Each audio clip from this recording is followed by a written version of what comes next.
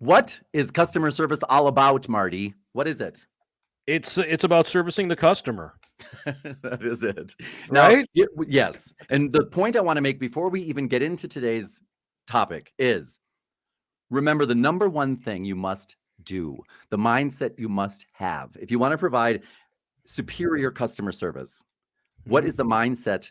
Marty, you have always provided superior customer service. I don't know if you did it on purpose or not, but Marty and I don't talk about these things in advance, by the way. I'm just asking you, what do you have as your mindset when you are serving your customers? How do you consistently provide superior service? Because I know as a contractor, the best painting contractor in the Twin Cities area, Ain't Twin that the Cities, truth? yes, Mill Yeah. City Restoration. Right. What is the mindset that you have when you Mhm. serve your customers at Mill City Restoration?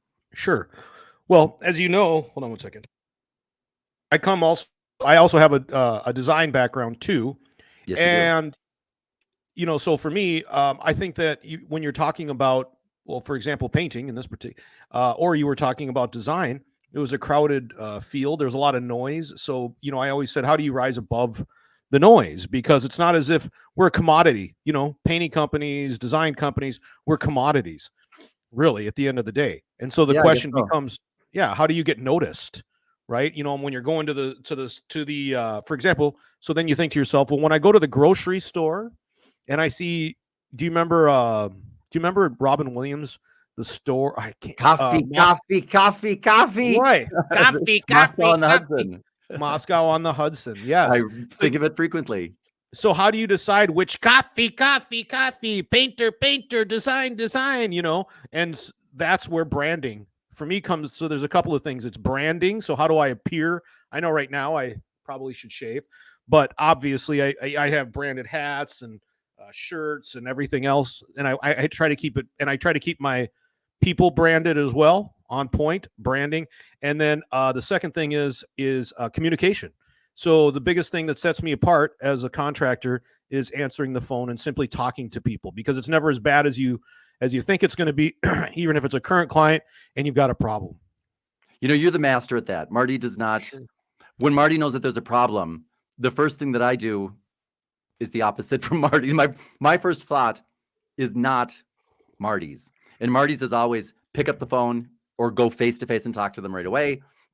And the reason you've done that, as you just said, is because you know that is actually going to make it better rather than worse, or avoidance, would make it not better. So, Right. so you're smart. And when you said, for example, branding, for example, your guys show up and by the first glance, they know this is going to be different from, let's say, college pros painters, correct? That's my hope. Yeah. Because they look as if this is a professional organization that has invested in us and serving you before we even met you, correct? Right. I mean, a lot of it's based off of Marty Neumeyer's book, The Brand Difference, I think it's called. I'll look it up while we're talking. But yeah, if you want a really good book on how to brand yourself, how you want to brand your company. I mean, it's mostly about branding your company and things like that. But yeah, you're right.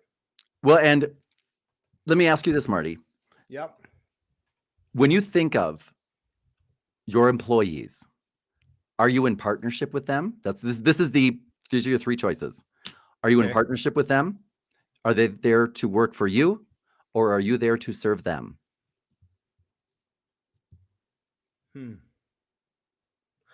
I think you want me to choose C, but I would choose A. I think the correct answer is A or C, but me, it's A. That's funny because you don't act like it. I mean, you act like you serve your employees.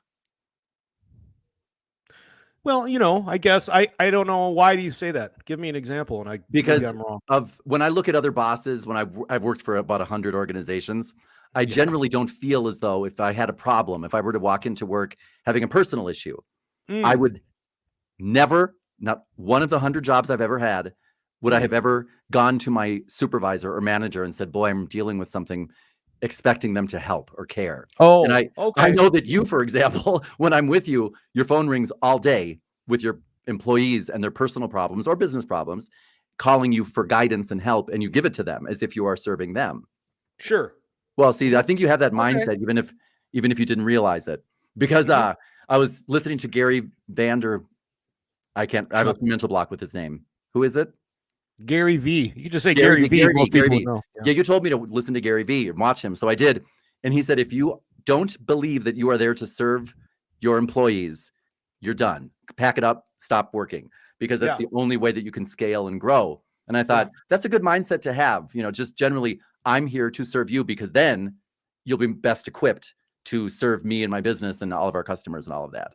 And the one mindset that I always remind people of when they are thinking about how can I improve my customer service. If I have a small business, a dog wash, a coffee company, a painting company, whatever it may be, the number one thing that you can do, if you especially need to make a change, is remember, it is an impossibility that my employees are going to provide better service to our customers than I am providing to them. That's impossible. So if I believe, for example, hey, we got to boost up our customer service around here because our customers have complained that you guys have a sour attitude, that you have a negative, that you're not very helpful. But I don't start at home, in my own nest and say, you know what, if they're being negative with our customers, the only possibility is that stems from here. So let me root out the problem and nip it in the bud. And I must step up my service to them, because if I'm, how it is, Marty, you've seen this. We're different owners, store owners or small business owners in front of us will chastise their employees, hoping that then we will see that they're really trying to provide us better service, because look, they're chastising the employee for providing us poor service right in front of us. You know what I mean? Sure. And you think, boy, that's going to help. You know what I mean? You're doing the opposite of what is going to help. So we need to start at home in our nest, because it is an impossibility that our employees will provide better service than we are providing to them.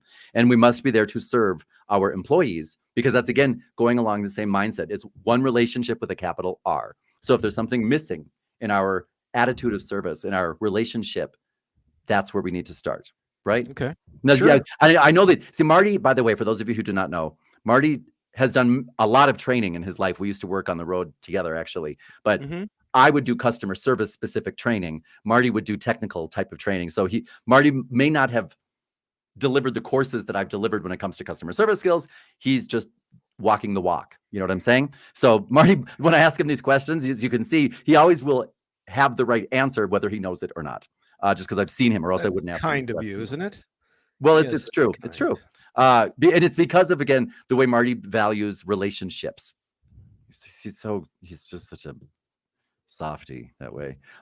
So before we begin, Marty, I have 3 different scenarios, but I know that you have some things that you wanted to attend to, some housekeeping items, maybe some shout outs, things like that. Well, we're taking care of them, I see, too. They are getting some shout outs, but we've got some members here. So Sarah's here again. Jenny. Hi, Sarah! We've got Truth Seekers Hey, kicking it with us. So is Diana White. Hi, Diana. I don't remember Diana White. Ms. White. Diana's been here before. And Mark Mower. Hi, Mark Mower. Right now, checking in. Thank you. Great. Yeah. Well, good to see everybody. And I'm not sure how many of you have your own business or whether you're working for another company, but it is true. The number one thing, I just recently looked up what is the number one thing that the top employees in the world, meaning the companies that are most desirable to work for, the top 10 employers. I can't remember exactly what the phrase is that people use, but the best companies to work for, those type of, those. So I was looking up those companies and what they are looking for. If I want to work for them, if I'm looking for a job and I want to work for them, what skills should I bring to the table? And the elite skill set that they all ask for is going to be the same. All the top 10 in the top skills that they asked for, the number 1, 2, 3 skills were all, drum roll, Marty, what were they? Drum roll, communication, location. Come on, communication and what? Location. Well, okay, we're going to go with communication. And yeah, I mean, well, that's my play on the real estate. Yes, I thought so. Thanks. And thank you. Yeah, you're well. Yep. Now, communication. Here's the deal. Companies like Google and Marty, by the way, is also a technical thinker. He's a Renaissance man. He thinks he's so great, such a spotlight stealer. And he, for example, has worked in most recently, before he's become, focused on his own businesses, technical fields and teaching technical things. But how there are a lot of technicians. There are a lot of computer programmers. There, Marty, as you know, you used to hire developers. There are a Yep. lot of website developers. There are a Yep. lot of website designers. There are a lot of lab workers. There are a lot of technicians. What do you call it? Mathematicians. There's a lot of them. There are not a lot of technical workers, technical support professionals who also provide excellent customer service skills. There are not. If you're a very left brain, as they call it, worker, if you do something that's very scientific based, for example, and you know how to talk to your employees, or you know how to talk to your boss or your customers, that is an elite skill set. And so what they're looking for is people who have those two things. And it used to be that our technical ability, our degrees, could carry us into a high paying job. Now it cannot. Now, if we do not have the edge by also possessing the customer service and communication skills they're looking for, we will be passed up for somebody who has those. So we want to be able to put that on our resume and be able to back it up with examples. And how do we provide excellent customer service skills? This is how. And we're going to be talking about that today. For example, Marty, Yep. if I were to ask you to answer the phone here I was just at Poncho's Deli 5 minutes ago. Okay. So let's say that I'm the manager at Poncho's Deli, and I step away for a minute and I say to you, as a customer who's just buying your groceries, I say, hey, if the phone rings, could you answer it? Could you do that for me, Marty? Yes, I don't have to have any training. I'm not trying to guess anything. No, I'm literally right. just having a sandwich, and Poncho says, hey, Answer the over. phone. Okay. Yep. Okay. Go So ahead. I walk away now, and lo and Sure. behold, ring, ring, ring. Sure. The phone rings. How would you answer it, Marty? Sure. I'd go, hi, this is Poncho's Deli. Martin O'Connor speaking. How may I be of service to you? Now, Marty, you just brought me back in time. Do Why? you remember when we were kids? O'Connor residence. Hi, is Jean there? No. She's not there. Oh, wait, Jean's not available. Hey, is your mom there? My mother's not available at the moment. May I take a message? Now, Marty and I had to be trained. Remember, I've told you about how my mother does things over and over and over again. We'd have to answer the phone. I did anyway. And practice saying exactly what Marty just said. O'Connor residence, this is Marty. She's not in right now. May I please, excuse me, may I take a message for her?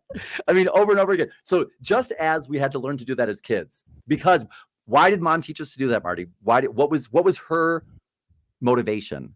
We were representing the family. That's right. Right. It wasn't to give us skills. No. Right. Well, I mean, a reflection of yes, me. correct. Which is the right way to approach it. P.S. Right. I mean, whether it's home or business, that's the right way to do it. Yeah. You damn well knew who was you when you're walking into the slob's house.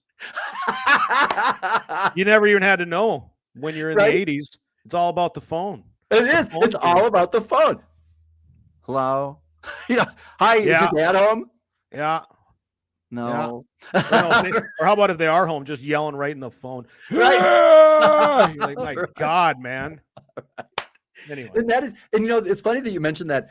That is it. It has, for centuries, it has been the way people communicate that separates them from the class below them. And that is such a thing that we all do. And whether we recognize it or not, the way you communicate connects you with other people who communicate in a similar fashion. And so if you want to make sure that people who are just meeting, I'm not like those commoners down there. And I'm talking about, hundreds of years ago, when people needed to, they felt, separate themselves from the class below them. That's how they do it. And it's funny how you just said that, we wanted the message that was sent from the moment you called, the moment you knocked on the door, whatever, is that, hey, this is a family of distinction. So, and what that means is, Marty, as you know, in terms of customer service, if I'm walking into an organization and from the get-go, I recognize there are signs, like the thumbnail for this session was, I don't care about our customers, do you?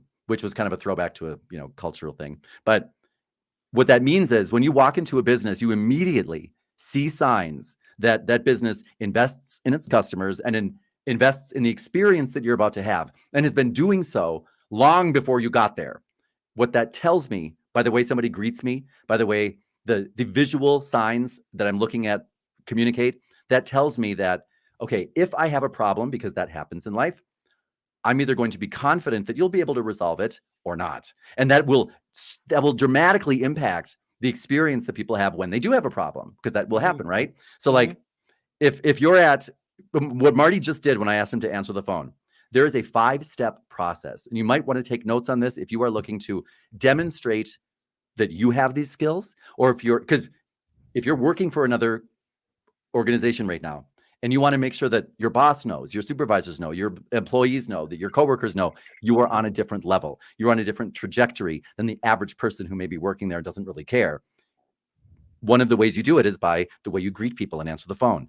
And Marty just went through the 5-step PHONE process. Okay. So if you want to demonstrate this different level, I don't care how you have been answering the phone so far. I don't care what department you are in. If you answer the phone, like Marty, let's say that Michelle's coworker, Sarah. Michelle used to be working for the Irish on Grand, Irish Fair. Yep. So let's say that her coworker, Sarah, did not know about customer service. I'm sure she did. I'm not disparaging this organization, but let's say that she did not know about customer service.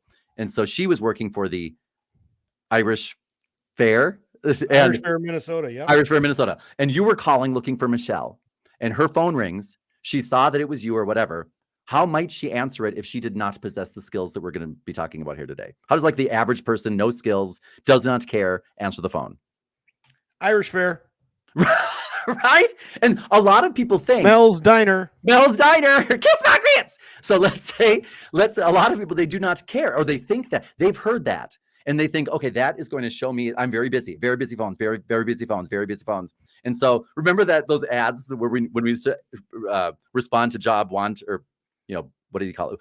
Job ads, that one of the things that was always there, very busy phones, very busy phones. And so people wanted to show they were very busy. And that's how they'd answer. This is Michelle, Irish Fair. I don't care how busy you are. If you go through these 5 steps, PHONE, the P stands for, wait a minute, hold on a minute. The PHONE. You're going to give I'm going to give you the greeting. You can break it down, Marty, because I wasn't thinking and I don't have that prepared. PHONE. I'm going to give you like you said, you did not, when you answered the phone at Poncho's, it doesn't stand for Poncho's, by the way. You did not just say, this is Marty, Poncho's Deli. What was the first thing out of your mouth? Poncho's Deli. This is Martin O'Connor. Nope. Think back, get into the zone. Oh, ring. How would you answer the phone? Good evening. That's it. That's right. Okay. So the first thing you said was a good evening, happy holidays, good afternoon, hello, just some simple greeting that shows I'm going to take a moment to deliver the niceties, the social graces that will demonstrate to you that I have social graces. I'm a person of substance who invests in myself. That's step number 1. Then step number 2, then you say hello. And that's the H. The hello is when you said, this is Marty, hello, thank you for calling Poncho's Deli, whatever it may be. Then you give the organizational name, which you did. Then you give your name, which you did. And then you end with a question. How can I help you today? What are you looking for? Because you want to, there is a purpose for answering the phone, right, Mark? And when you answer the phone, you have to know what your purpose is. Is your purpose to serve that customer? In which case, your ending question might be something like, how can I help you today? Is your purpose to transfer them to where they need to go? Are you a switchboard operator? In that case, your ending question may be something such as, do you know the extension of the person you want to call? Or should I get that for you? What is your purpose when you're answering the phone? So that's how you end with a question. You have to have the right question. A lot of people just answer the phone. Irish on Grand, this is Michelle. And they don't prompt that customer to give them any information. And so the customer's kind of left hanging there. And you never want your customers to be unsure or to have that feeling of, I don't know what to do next. I don't know about you, Marty. We know the burritos place here, that there's a Netflix special based on them, the big burritos. Okay. Montoya or whatever. Yeah. Now it's called Burritos Milagros de Delilah, the miracles of Delilah. I'm not sure why they changed it. But do you remember the first time we went there? It was a long time ago. I mean, no, probably not. Maybe in my head. I don't know. Well, for those of you who have not seen the special, It's a cafeteria style business where you walk in and you take a tray and you kind of go along the cafeteria style line, kind of back like in Animal House. Remember? So the reason I say that is I personally do not go to businesses like that. If I were to walk past that business, it is one of the top money-making businesses in the whole region, the whole country maybe. And it's absolutely, I'm an addict. Now, had I walked past that business for the first time and not been with somebody who knows how to do it, I wouldn't have gone there because I'm always afraid of the soup Nazi, where I'm going down the line. If I don't know what to do, I feel very uncomfortable and I just avoid it altogether. And so the first time you went there, you were brought there by me. The first time I went there, somebody brought me there and showed me the ropes. And I felt then comfortable going back by myself.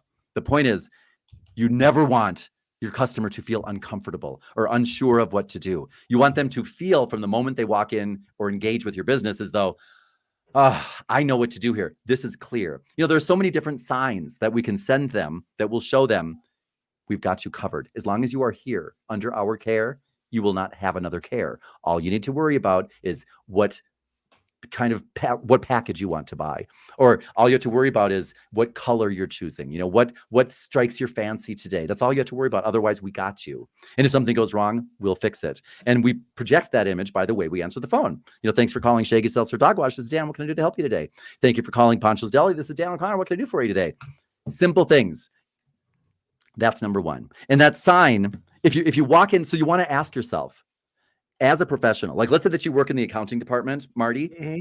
Yep. and you think, why would I do that?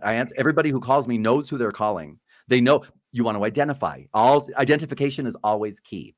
But let's say that you think everybody who calls me knows who they're calling, why they're calling. They know I know them. I can see their ID on the phone. Why would I do all of that? Why would you take the time to say, thanks for calling the accounting department. This is Marty. What can I help you with today? Why would you do that, Mart?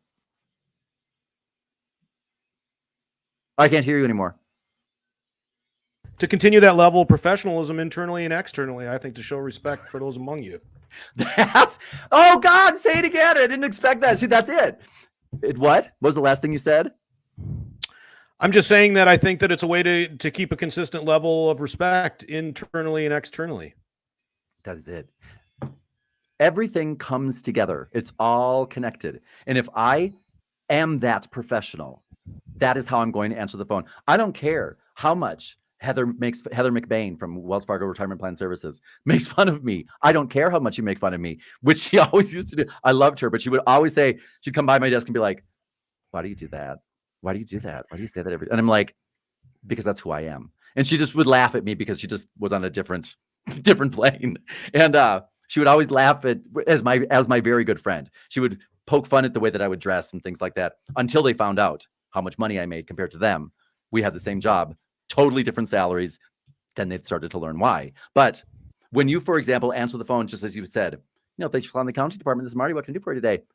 That shows the person with whom I'm speaking respect for them, respect for myself. And then if it ever comes up, like we were talking about before, where if I were to insult Marty, if I were to make an off-color remark, if I were to disparage him in any way, if I were to throw him under the bus during a meeting, those types of things, if I were to take credit for his work, if I were to somehow cross that line as a difficult person to Marty, that's where he can then stop and say, all right, Marty, and that's where it begins. Marty, I understand that blah, blah, blah. Do you understand that you have just crossed the line into intimacy that you and I do not share? We don't share the type of intimate relationship. Do you understand that? Because you can't tell somebody, hey, Mr. Get too close for comfort.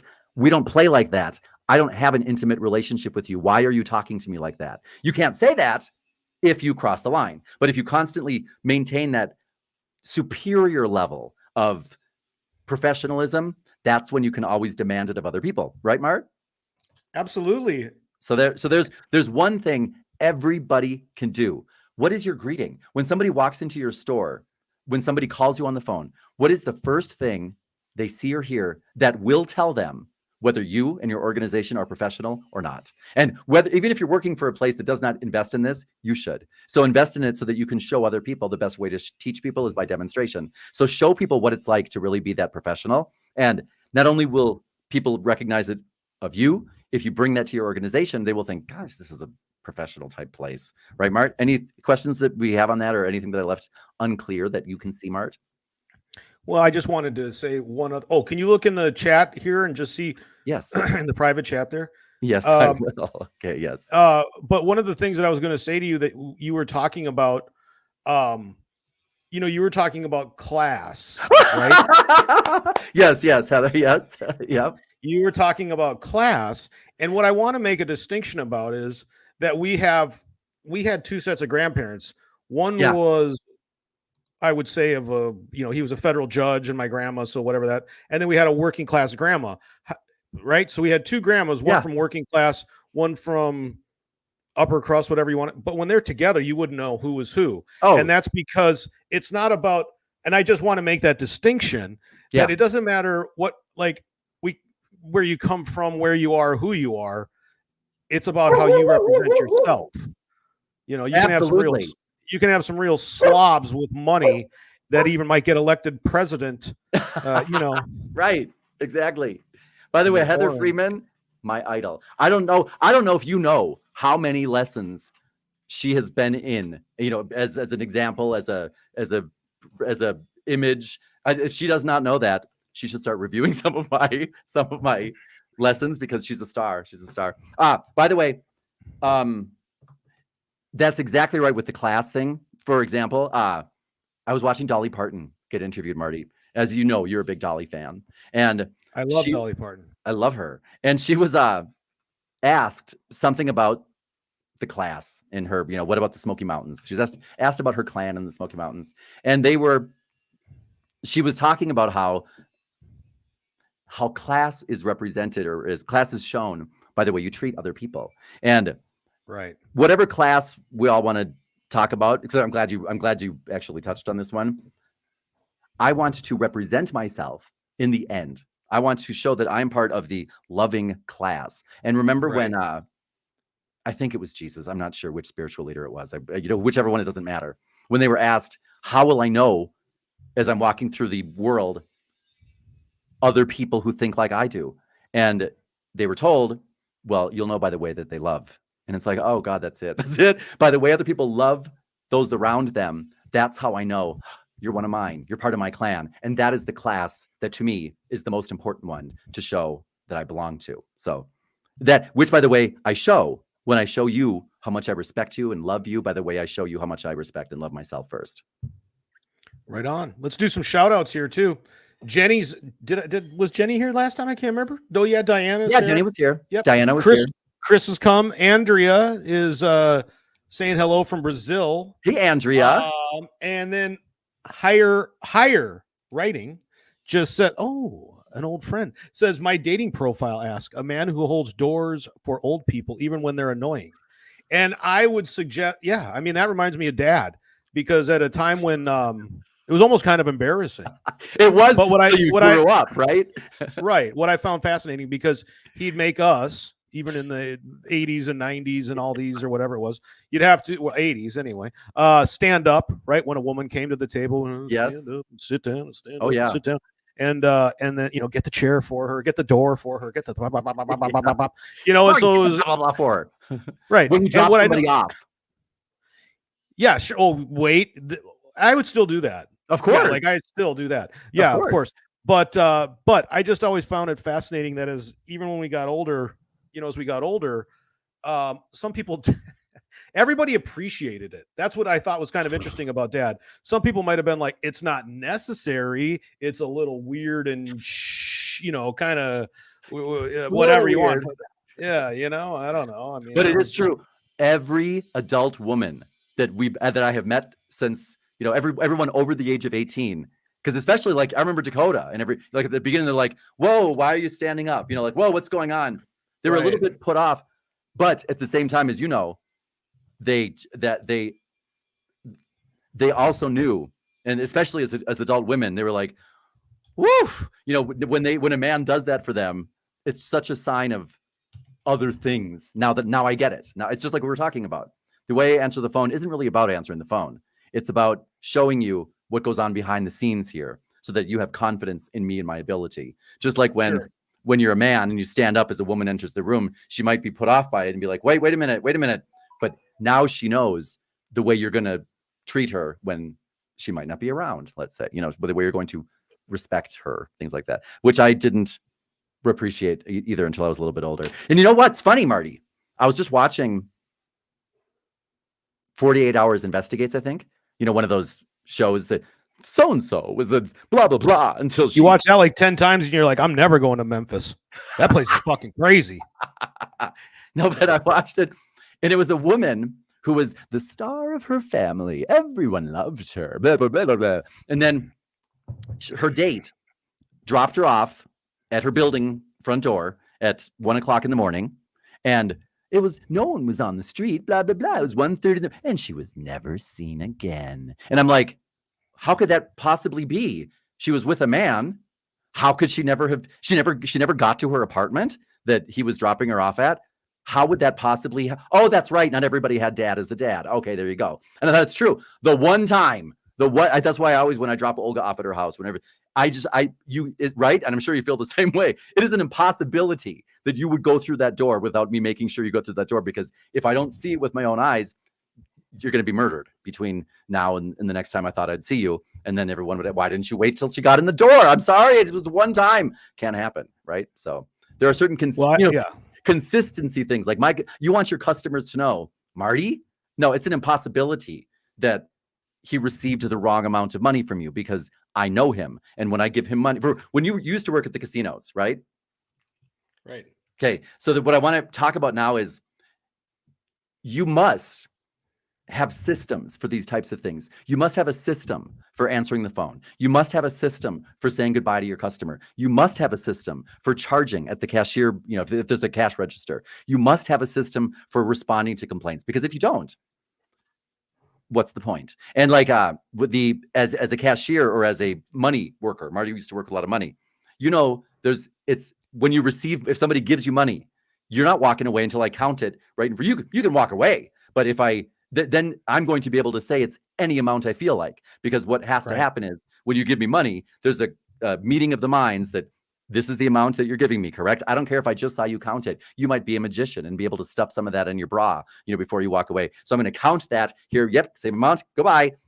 That's the system. And so we have to have systematic approaches to everything so that you can show people, again, it's not a mistake. Like, Marty, when you go to McDonald's, I love when you walk in, what's the first thing that they say to you? What is the first thing they say to you? Welcome to McDonald's. Welcome to McDonald's and so-and-so. What would you like? They sometimes say, can I take your order? Or would you like to try our new blah, blah, blah today? And that these people who are serving us, they aren't going to take the time to invest. Generally, some of them do, but to invest in all the things that must be invested in for that order to take place. And no matter where you go in the whole world, that hamburger you get is going to be exactly the same as the hamburger you got the last time you went to McDonald's. How is that possible? I mean, that is a miracle that you can have a franchise that would produce the same thing in Taiwan as it would in Chicago, the exact same experience. How is that possible? These people that are running the cashiers are not super geniuses of the world. Sometimes they are, but that's not the point. You don't need to be. How's that possible? They have systems, right, Mart? That's what it's all about. Systems. Okay, so I want to know, Rats, hold on one second. Yeah. Marty? Yes. And for everyone listening, I've got a challenge for you, okay? Challenge situation. Picture this. You're working as a customer service representative at a busy call center for a technology company, okay? A customer calls in and they're frustrated because they've been trying to troubleshoot an issue with their software for hours and they've had zero success. They're agitated and they're having difficulty explaining the problem clearly to you. Now, they're saying, this thing won't work. This thing won't work. And you don't know what they're saying. What would you do to effectively communicate with the customer and assist them in solving and resolving this issue? Right off the bat, what might you do? Well, I guess I probably acknowledge their frustration. Perfect. Okay. Say that I'm here to help with that frustration. Marty? See, now this is why I stick with you, Marty. Sure. So, I'm the customer. I would like you to tell me about a time in the past when you have done that. What did you say?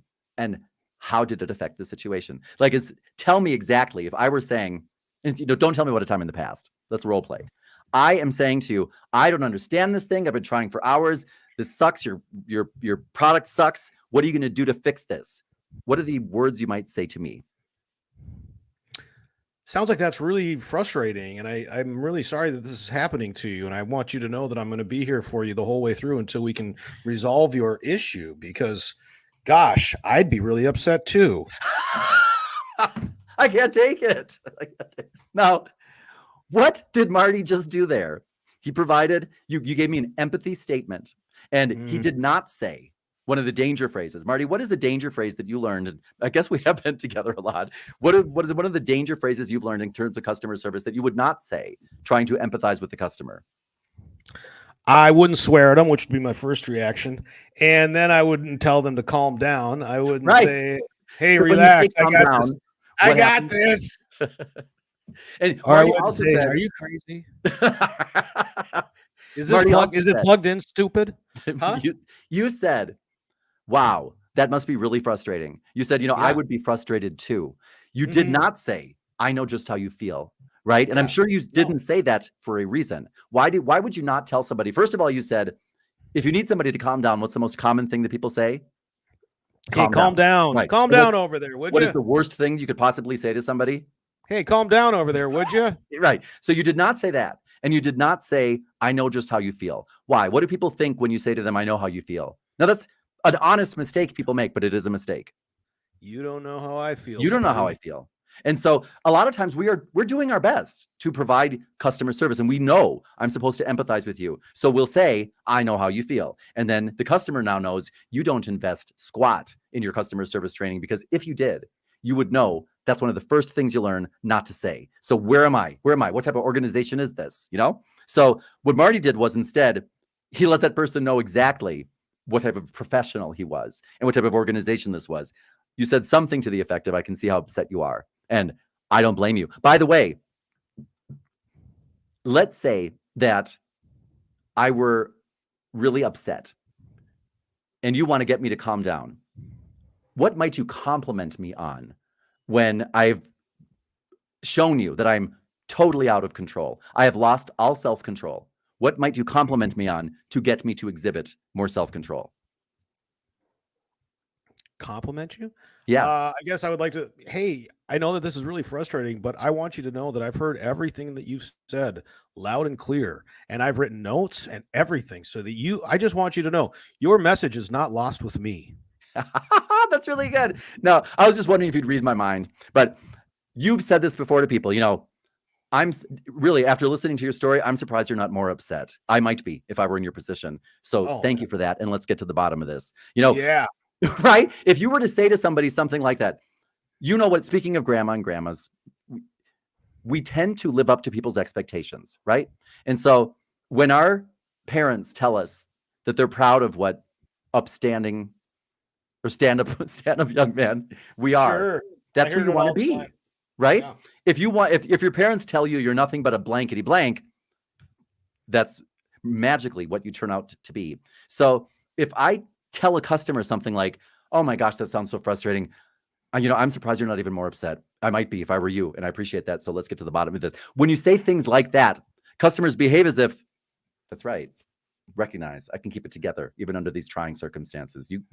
I'm glad you noticed that. And people start to live up to the expectations we set for them. I'm surprised you're not even more upset. So jot that phrase down in terms of your power phrases for customer service. Jot down phrases such as Marty said, things like, wow, that must be frustrating for you. One of the top phrases that I have for customer service, you're in luck. Say that out loud with me, Marty. You're in luck. In luck. Say it again. You're in luck. You're in luck. Say it again. You're in luck. Now, of course, I'm assuming that we all have basic ability to discern. I'm not going to say to you, oh, your dog died, you're in luck, you don't have to buy any more dog food. I'm not going to say that. But if, for example, this is a medium, you're not that upset. It's a, you're a regular customer. I know you. You're just kind of mad. I might say something like, Marty, that's so frustrating, and I want to apologize on behalf of our organization. And you know what? You're in luck. As you know, I'm Dan. you have found the right person and I'm going to solve this for you. So stick with me just for a moment. I got you on this one. When you tell people they're in luck, that releases just a little tiny bit of the good chemicals in their brain that makes them feel good. So they associate that. I feel good when I talk to Dan, when I talk to Mart. So saying, that's why they use that in advertising. Things like, you're in luck, America. Now you're eligible for our employee discount. That you're in luck makes people watching that ad feel a little bit better when they're watching it, and they associate that with that company. When you say to people things such as, if you don't know how to empathize, do you remember, Mart, what was one of my favorite phrases? You use this a lot. I've heard you. When you're talking to mom when mom's talking to you on the phone, let's say that you are on the phone for, let's say, an hour with mom. And this is going to be one of those where you better go get some cereal. You better get some, make yourself comfortable. What do you say, like every 15 minutes or so when there's a pause in the conversation? What might you say to mom? Marty, have you seen the video of that dog that goes, there's a woman who has a dog in a stroller and they go around, I don't know what country, and the dog is always going, have you seen that? I can't say that I have. Oh my God, it's mom. It's I don't know how they got mom into a dog's body, but what do you say hi baby, if every few minutes there's a lull in the conversation and oh, that's a cue. She wants to see if I'm still giving her the attitude of attention. What might you say to mom during that moment to show her, oh yeah, I got it. I'm listening, mom. What might you say? Uh-huh. Now that's a good one. But here's another 3-word phrase for you to show empathy for anything. You ready? Oh, that's horrible. So say that out loud, Marty. Oh, that's horrible. Say that again. Oh, that's horrible. Oh, that's horrible. You want me to just say that to mom every 5 minutes? Yeah. Oh, that's horrible. Like if there's a break in the conversation and you really haven't been paying attention, which is not the right attitude, but we are all human. So there's a break in the conversation. You might say, oh, that's horrible. And then she will believe, okay, he's listening. What if she's not saying something horrible? That's what I'm saying. If you've had a mental lapse and you're just coming to, and you're like, here's the 3-word phrase I would give for that one. Oh, you ready? Okay. Yep. Say that out loud, Marty. That's it. And a lot of times, let's say it one more time. Now, Bad Albert. A lot of times, especially as men, we do not have the innate ability in general, as most women do, to effectively communicate, period. Therefore, we will do our best. But most men, and especially if you are also on the spectrum someplace, it's helpful to have specific things to do. For example, if you want to show you are actively listening to a customer, remember, Marty, tell me, what does active listening mean? What is it? Because people, that is, by the way, top 3 skills: communication skills, customer service skills, active listening skills. What I believe those are all one skill, but tell me, Marty, what does active listening mean to you? If somebody said to you, you should work on your active listening skills. So often people are like, okay. Oh, wait, I'm sharing my screen. Hold on, stop sharing. Hold on, I have to stop sharing my screen. Okay, so what does active listening mean to you? Well, it means actually listening to you and not trying to figure out what I'm saying next. I'm not trying to listen. You aren't just a simple break in my conversation. God, Marty, you have all the answers. I forgot you studied. What did you get your degree in case any of your people really want to know where you get your information from. That's right. I know Marty is a spotlight stealer, but I'm an information stealer, so I steal it from him. What do you like Heather McBain? No, Heather, excuse me, Heather. What's Heather's last name? Heather. Well, now it's Freeman, but Heather Freeman. I think it was Freeman at the time. Can I take 1 second? It's 44 minutes into this before you get back into Heather. Okay. So right. I don't want, because I know you've got your class tomorrow. You're right. Yes, I do. So there's 2 things. There's a lot of folks out here that want to know what's going on with your class tomorrow. Okay. And then secondly, if they join, how do they get to be? First of all, you don't have the banner at the bottom today reminding folks to join, to subscribe, to be your guy, or whatever, to be one of your I just put it up. Now, the second part is, what's tomorrow? What makes it special? What are you doing? Because you're not going to do this tomorrow, right? Thank you. I'm not. We will not be here tomorrow. Tomorrow is going to be, if you're an Inner Circle member at Dan O'Connor Training, which means you go to danorconnortraining.com and click on store and become an Inner Circle member. You can either do it on a monthly basis or a yearly basis. Whichever of those two you choose, what that'll give you is access to all of my premium courses and our monthly meetups, which is going to be tomorrow. I forgot to announce it, so I have to post the time, but it'll probably be about this time, 5:30, where we just get together, and any questions you may have, you can ask me, and you can also ask the other people who have joined us in elevating this global conversation and pulling it up out of the cosmic toilet. And so you can talk to me and everybody else there. It's a live meetup session that will be tomorrow at this time on my Dan O'Connor training channel. So to get access to that, you need to join our inner circle. And as I said, you can either join that on a monthly basis or a yearly basis. I believe if you join on a yearly basis, it saves you money. It's like $970.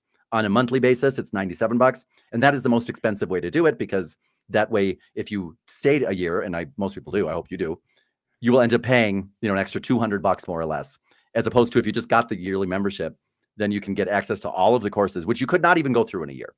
And then you get to join our monthly sessions as well. There are some other benefits. I can't remember what they are, or else I would tell you what they are right now. But it's by far the best bang for your buck, especially if your focus is communication skills.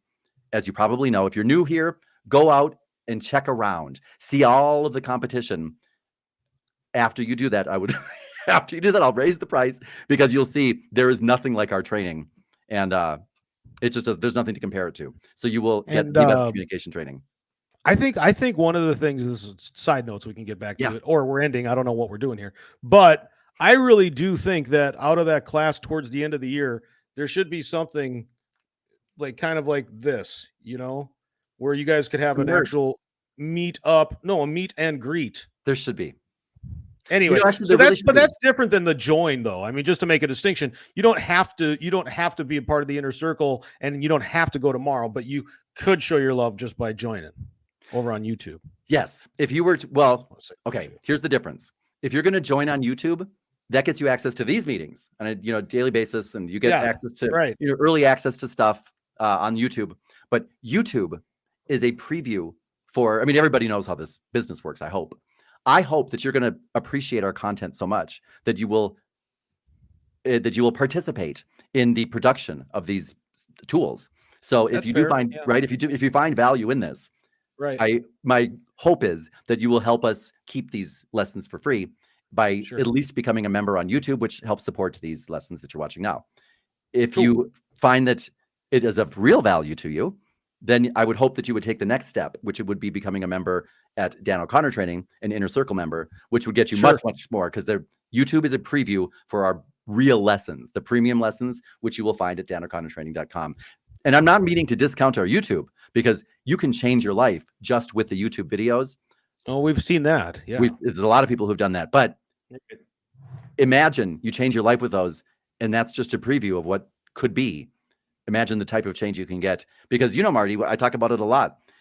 If you're not happy with the experience that you're having on the planet, you're in commune with the rest of the planet. Our experience here is an experience of communing with those around us. That is the experience. And if you want to change your experience, you have to change the way you communicate, because if you communicate tomorrow the same way as you communicated yesterday, you'll have the same experience tomorrow as you had yesterday. If you want to change the experience you're having, the only way to do it in a transformative way is to change the way you communicate, and you can't help but change the way you're experiencing the world, and the world experiences you. That's a lot. Like, do you remember Dr. Kim? I do remember Dr. Kim. Yes. I love Dr. Kim. Dr. Kimberly Ventus Starks. Yes. She is amazing, but I used to love the way that she would also have her own way of saying, if you always do what you always done.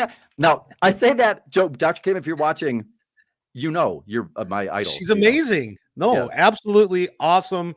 Brought it into my head.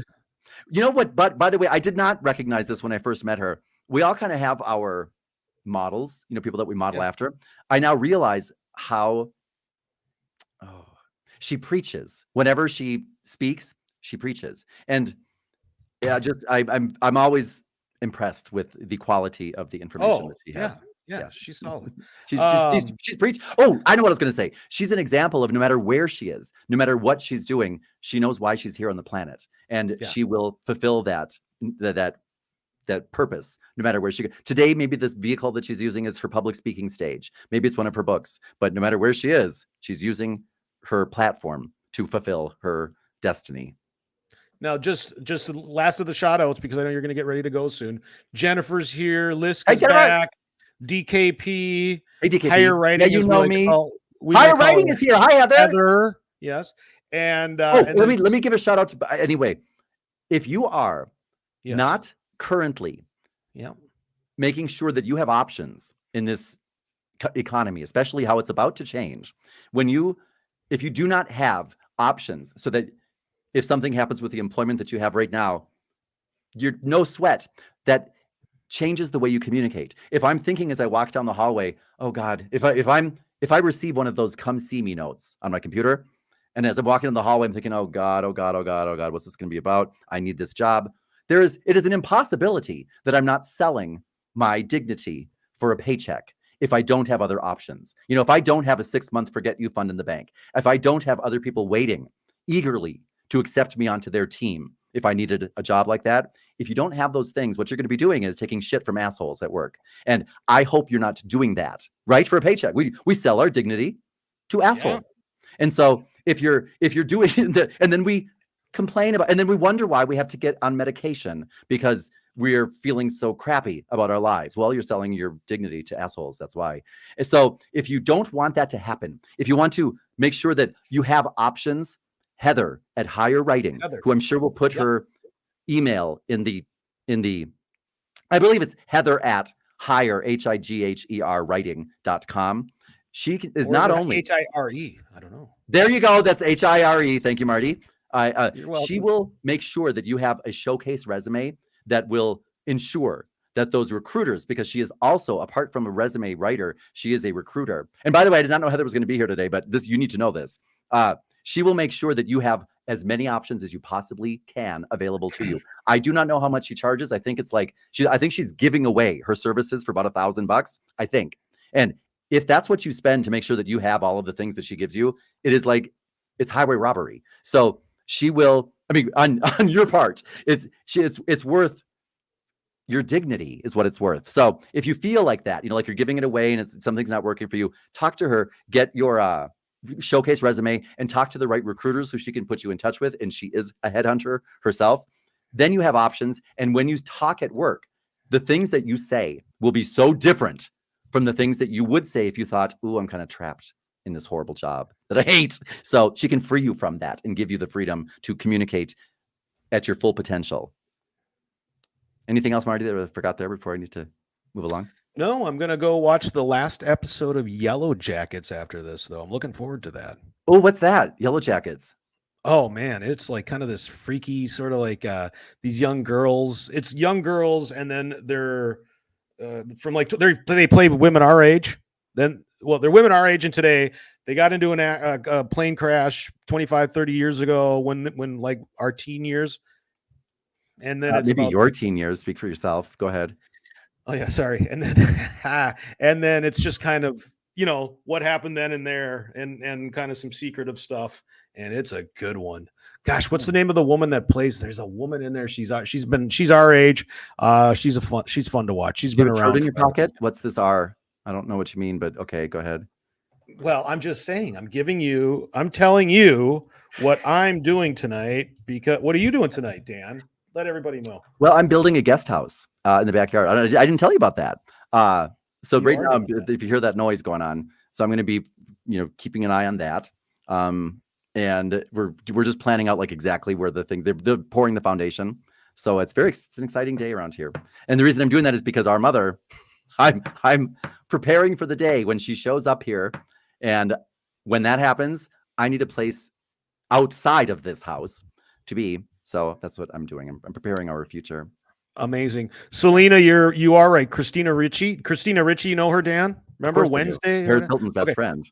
Oh, well, she stars in it. And then remember Juliette Lewis? Of course. That's who I was thinking of. She also stars in it. So that ought to Juliette Louis-Dreyfus? No. Juliette Lewis, the blonde. Well, I don't think so. Maybe, well, I don't know. She's not blonde in this one. Who cares? That's her. And anyway, that's what I'm going to do tonight. So you're going to build a guest house. I'm going to watch Yellow Jackets. I am. And by the way, if anybody has any tips for me, I'm thinking of using acrylic window siding instead of, full glass window, because I might be moving it. If anyone's ever built a small, tiny home, let me know. If you have any tips for me. And by the way, Marty, I was thinking about this as well. It's also I'm going to be using it in the interim for an office and a recording studio. So Yeah.